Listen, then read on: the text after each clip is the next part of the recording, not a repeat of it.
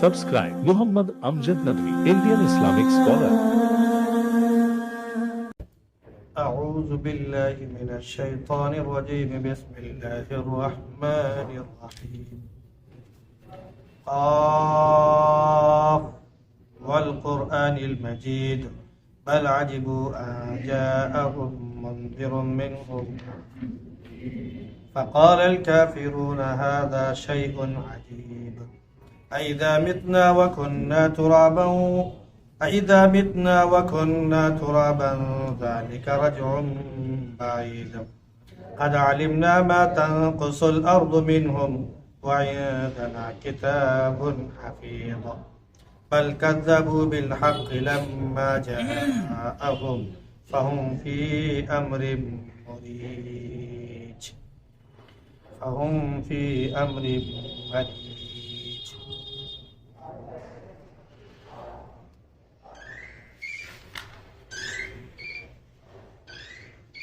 قاف والقرآن المجيد.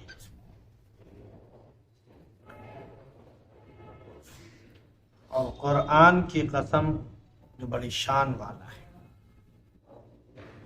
بلکہ ان کو تعجب ہے اس بات پر کہ انہی میں سے ایک ڈرانے والا ان کے پاس آیا. تو کافروں نے کہا یہ عجیب چیز ہے، کیا جب ہم مر جائیں گے اور مٹی بن جائیں گے تو یہ پھر آنا بہت دور کی بات ہے. ہمیں معلوم ہے ان میں سے جو زمین کم کرتی ہے، اور ہمارے پاس لوح محفوظ میں موجود ہے. بلکہ ان لوگوں نے حق کو جھٹلایا جب وہ ان کے پاس آ گیا اور وہ الجھی ہوئی باتوں میں پڑے.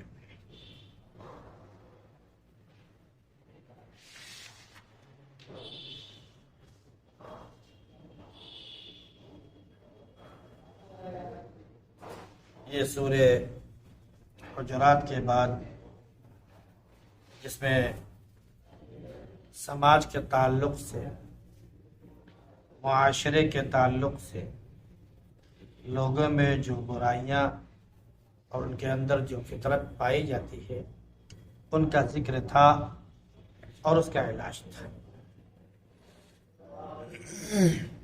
اس کے بعد اب یہ سورہ قاف کا ذکر ہوا. قاف یہ ایک لفظ ہے جو حروف مقطعات میں سے ہے. بہت سے الفاظ ہیں جو کئی ایک ساتھ مل کر آئے ہوئے ہیں، جیسے الف لام میم، الف لام را، الف لام میم را، کاف ہا یا عین صاد طا ہا. اسی طرح ایک لفظ یہ بھی ہے لفظ قاف. چونکہ یہ لفظ الگ الگ پڑھے جاتے ہیں اس لیے اس کو حروف مقطعات کہا گیا، کلمہ یا لفظ نہیں کہا گیا. لفظ کا مطلب کہ کئی حرف مل کر ایک لفظ بن جاتا ہے وہ نہیں کہا گیا، اسی لیے اس کو حروف کہا گیا کہ حروف مقطعات میں سے. اب اس کا مفہوم صحیح بات یہی ہے کہ خود نبی کریم صلی اللہ علیہ وسلم نے بھی کبھی بیان نہیں فرمایا. اب بعض لوگ کہتے ہیں کہ اللہ کے نبی صلی اللہ علیہ وسلم کو اس کا علم تھا، بعض لوگ کہتے ہیں کہ اس کا علم نہیں تھا.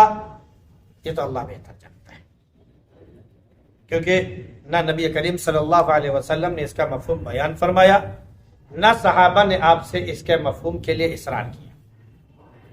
ہاں اس طرح کے الفاظ بولے جاتے تھے وہاں جو بے معنی ہوتے تھے، لیکن اس کی وجہ سے لوگ سمجھ جایا کرتے تھے کہ کوئی ضرور ہونے والی بات ہے جو انوکھی ہے یا خطرے والی بات ہے یا بڑی اہم بات ہے. اس کے وجہ سے لوگ خود بخود سمجھ جایا کرتے تھے اور اس کی طرف جو ہے خود بخود اپنا کان لگا دیا کرتے تھے، توجہ سے سنتے تھے.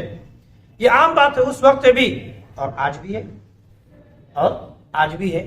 آج کل ایک زبان چلی ہوئی ہے جیسے سائرن کی.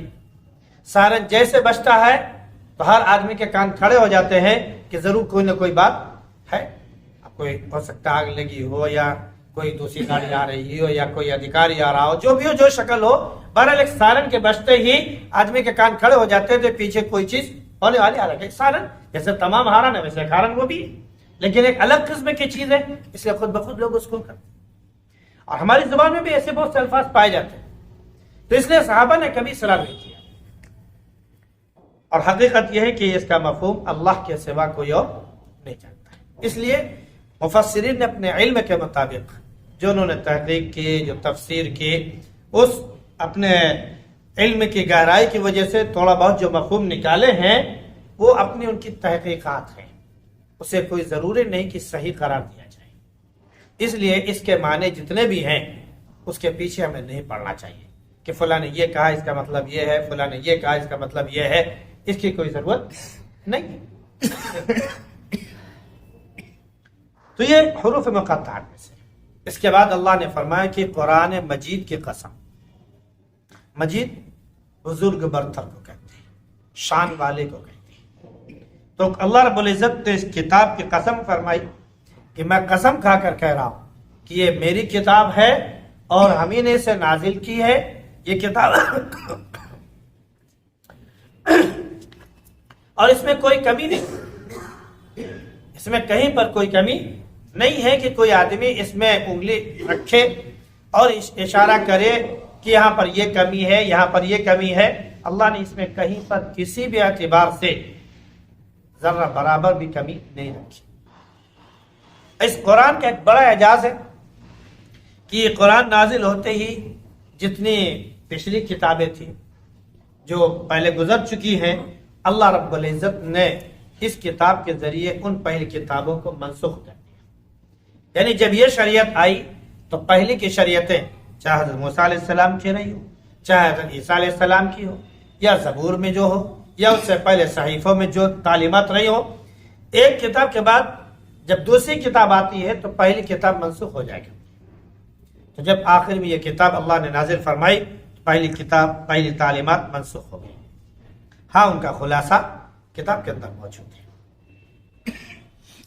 تو اللہ نے اس کتاب کی قسم اسی لیے کھائی ہے کیونکہ عرب جو ہے اسے اپنی زبان میں سمجھتے تھے، اور وہ سمجھتے تھے کہ جس شخص نے اپنے نبوت کا اعلان کیا ہے اور کوئی بات وہ کہہ رہا ہے، تو جیسے ہمارے تمام شعراء، تمام فصحاء، بلغاء، تمام ادبا جو بات کہتے ہیں، اسی طرح ایک شخص ہمیں میں سے پیدا ہوا ہے، وہ بھی ایک بات کہنے لگا ہے، لہذا ہم اس کا مقابلہ بھی کر سکتے ہیں۔ کبھی انہوں نے قرآن کو کہا کہ یہ جادو ہے، کبھی قرآن کے بارے میں کہا کہ یہ شعر و شاعری ہے، کبھی قرآن کے بارے میں کہا کہ یہ کہانت ہے، کبھی قرآن کے بارے میں کہا کہ یہ کیا بولتے ہیں کہ جو نجومی کیا کرتے ہیں وہ تمام چیزیں وغیرہ وغیرہ، مختلف اعتبار سے انہوں نے نام دیے، لیکن کہیں پر بھی ان کا یہ نام فٹ نہیں آیا۔ اللہ کے نبی صلی اللہ علیہ وسلم کو مختلف نام سے پکارا، کہیں پر ان کا یہ نام فٹ نہیں آیا۔ قرآن کا جو اعجاز ہے، معجزہ ہے، وہ 1400 سال سے باقی ہے اور تا قیامت باقی رہے گا۔ کوئی شخص اس میں کسی بھی اعتبار سے تبدیلی نہیں کر سکتا۔ جب بالکل سے ہار گئے تب ان لوگوں نے کہا کہ اب چلو کسی اعتبار سے کچھ نہ کچھ مذہب توڑایا جائے، کچھ نہ کچھ تو کہا جائے۔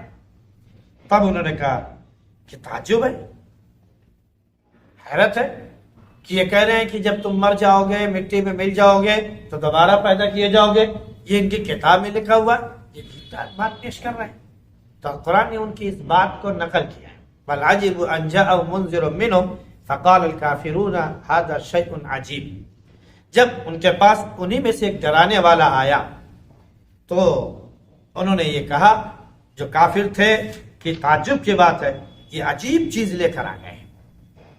یہ منذر منہم جو کہا گیا ہے، یہ اللہ رب العزت نے اس کے ذریعے بالکل واضح طور پر بیان فرما دیا کہ جتنے بھی انبیاء علیہ السلام آئے اور جن قوموں میں آئے وہ انہی میں سے تھے، انہی کے بھائی بندو میں تھے، انہی کے برادری تھے، انہی کے اپنے رشتہ دار تھے، انہی کے اپنے عزیز تھے، وغیرہ وغیرہ، انہی کے خاندان کے لوگ تھے، تاکہ وہ یہ نہ کہہ سکیں کہ جو شخص آیا ہے یہ اجنبی ہے، ہم اجنبی کی بات نہیں مان سکتے۔ کبھی انہوں نے کہا کہ لولا انزل علینا الملائکۃ او نرى ربنا، اگر اللہ کو رسول بنانا تھا تو اللہ رسول فرشتوں کو کیوں بنا کے نہیں بھیجا؟ فرشتوں کو بھیج دیتا، یا پھر ہم اللہ کو دیکھ لیتے تب ہم اللہ کو مان لیتے۔ تو اللہ نے نازل فرما دیا کہ اگر ہم فرشتوں کو نازل کرتے فرشتے نہ کھاتے ہیں نہ پیتے ہیں نہ ان کو کسی چیز سے تعلق، ان کا کام صرف اللہ کا ذکر کرنا، اللہ کو یاد رکھنا، بس صرف ان کو تسبیح مناجات سے تعلق، بلکہ کسی چیز سے نہیں۔ تو یہ کہتے ہیں بھائی وہ تو ان کو نہ کھانے سے مطلب، نہ ان کو کمانے سے مطلب، نہ ان کو اس سے مطلب، نہ ان کو اس سے مطلب، اور ہم تو دنیا کے جھمیلوں میں پڑے ہوئے ہیں، ہماری بیوی بچے ہیں، ہمارے بھائی بندو ہیں، ہمارے ماں باپ ہیں، ہمارے یہ ہیں، ہمارے وہ ہیں، ہم تمام چیزوں کے کرتے ہوئے کیسے عبادت کر سکتے ہیں؟ پھر الزام لگاتے ہیں۔ تو اللہ رب العزت نے انہی میں سے لوگوں کو پیدا کیا، برگزیدہ لوگوں کو، تاکہ وہ کمائے کر بھی دکھائے، بیوی بچوں کے ساتھ رہ کر بھی دکھائے، ایک بہترین طریقہ جو اس نے بنایا ہے اور پیش کیا ہے اس پر عمل کر کے بھی دکھائے، تب لوگ سمجھ جائیں کہ اس پر عمل کرنا آسان ہے، کوئی دشوار نہیں۔ اس لیے جگہ جگہ منزل مینوں کا۔ جب نبی کریم صلی اللہ علیہ وسلم نے یہ کلام پیش کیا تو کافروں کو تعجب ہوا، کہنے کہ اذا متنا وکننا ترابا ذلک رجل بعید، جب ہم مٹی ہو جائیں گے اور خاک میں بالکل سے مل جائیں گے، چورا چورا ہو جائیں گے، تو کیا دوبارہ پھر ہم واپس آئیں گے؟ ناممکن، ناممکن۔ اس کے بارے میں وہ کہا کرتے تھے کہ آج تک تو کوئی بھی ہمارے آبا و اجداد میں سے واپس نہیں آیا۔ وہ کہا کرتے تھے آبا و اجداد میں سے آج تک ہمارے کوئی واپس نہیں آیا ہے، تو یہ کیا بات ہے کہ ہم لوگ کیسے واپس آ جائیں گے؟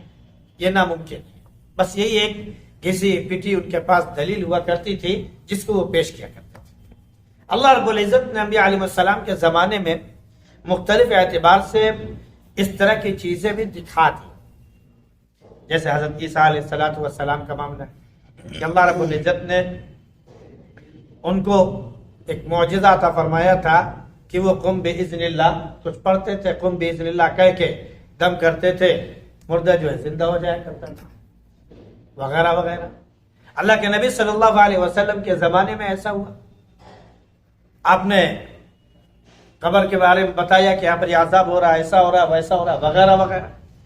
خود اللہ رب العزت نے جب نبی کریم صلی اللہ علیہ وسلم کی بات آئی تو جبریل علیہ السلام کو بھیجا، جبریل علیہ السلام نے پر مارا، ایک مردہ زندہ ہوتا ہے، وہ اللہ کا ذکر کرتا ہوا اٹھتا ہے، جبریل علیہ السلام کہتے ہیں جا تو اپنی جگہ سو جا، پھر ایک پر مارتے ہیں قبر پر، پھر اٹھتا ہے، ہائے توبہ ہائے توبہ ہائے ہائے کرتا ہوا اٹھتا ہے، کہتے جا۔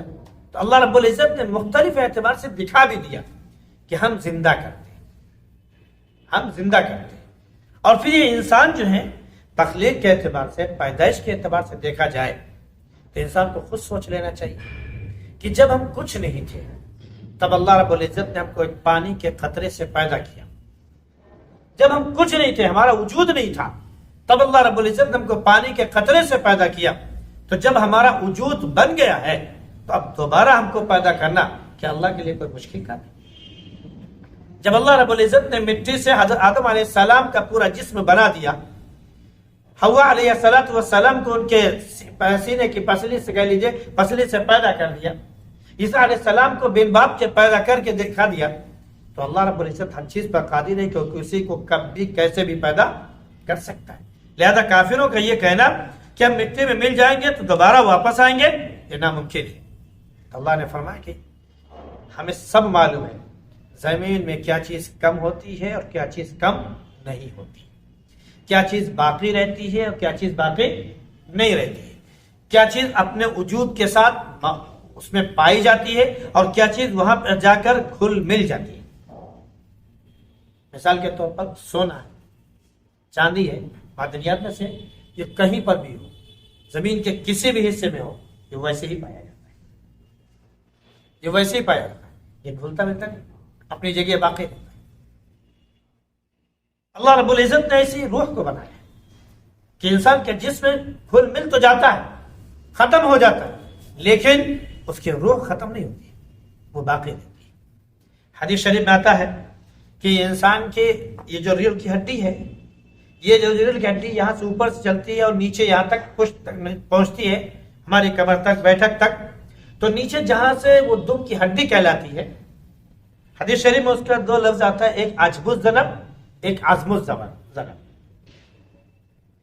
تو وہاں پر انسان کی روح جا کر اٹک جاتی ہے،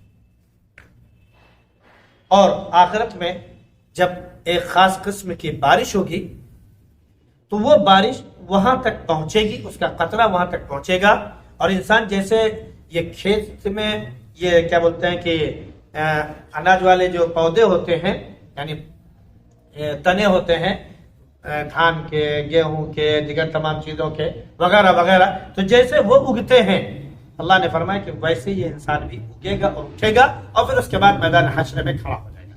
وَأَنبَتَكُم مِّنَ الْأَرْضِ نَبَاتًا ثُمَّ يُعِيدُكُم فِيهَا وَيُخْرِجُكُم إِخْرَاجًا، اللہ نے تم کو اسی سے پیدا کیا، اس میں دوبارہ لے جائے گا اور پھر اس سے تم کو نکالے گا۔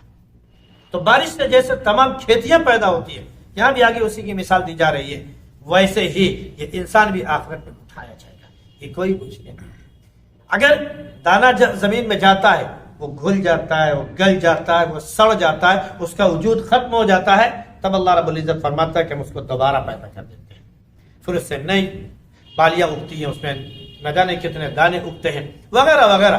ویسے ہی انسان اس میں گھل گیا، اس کے بعد پیدا ہو رہا ہے وہ، تو اللہ رب العزت ایک نسل کے بعد دوسری نسل پیدا کرتا ہے۔ ایک انسان پیدا ہوتا ہے، اس کے 2 بیٹے، 4 بیٹے، 6 بیٹے، 7 بیٹے، 15 بیٹے، 58 بیٹے وغیرہ وغیرہ، جس کو اللہ جیسے اولاد سے نواز دے وہ شاخیں اس کی نکلتی چلی جاتی ہے۔ تو اللہ نے فرمایا کہ زمین کیا کھاتی ہے کیا نہیں کھاتی ہے یہ ہمیں معلوم ہے۔ اور حدیث شریف میں تو جگہ جگہ بشارت اور خوشخبری آئی کہ شہداء ہیں جسم ان کا نہیں کھا سکتی زمین، انبیاء علیہ السلام کے جسم کو زمین نہیں کھا سکتی، ایسے بہت سے جو اللہ کے برگزیدہ بندے ہیں ان کے جسموں کو زمین نہیں کھا سکتی، اور ہم جیسے لوگ گنہگار جو ہیں وہ ان کے جسم کو زمین کیا کرتی ہے؟ کھا جاتی ہے۔ تو اللہ رب جو انسان روحانی طور پر اپنے آپ کو بنا لے، یعنی جو جس کی غذا ادھر والی بن جائے اور اس کا تعلق ادھر سے زیادہ ہو جائے، دنیا سے کم ہو جائے، تو گویا کہ وہ اسی طرح بن جاتا ہے، پھر اس کو اللہ رب العزت باقی رکھتا ہے، اور جو اس طرح ہو اس کو یہ پر ملی امیٹ کر دیتا ہے، پھر اس کے بعد آخرت دوبارہ زندہ کرے گا۔ تو اللہ نے فرمایا کہ ہمارے پاس لوح محفوظ میں موجود ہے۔ ہاں ان لوگوں نے حق بات کو جھٹلا دیا ہے جب وہ حق بات ان کے پاس پہنچ گئی، لیکن حقیقت یہ ہے کہ یہ الجھی ہوئی باتوں میں پڑے ہوئے ہیں، بس یہ ان کے کشمکش ہے، ان کے ایک چہلش ہے، یہ ان کا اپنے کہہ لیجئے کہ اپنا پیدا کیا ہوا ایک سوال ہے جس کی کوئی حیثیت نہیں ہے، اس کو یہ اچھی طرح سے جانتے ہیں۔ اس کے بعد اللہ رب العزت نے وہ دلیلیں دینا شروع کی ہیں جن کا ذکر انشاءاللہ کر پائے گا۔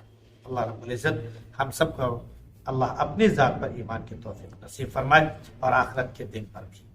سبحان اللہ وبحمدہ، سبحانک اللہم وبحمدک، ونشہد ان لا الہ الا انت نستغفرک۔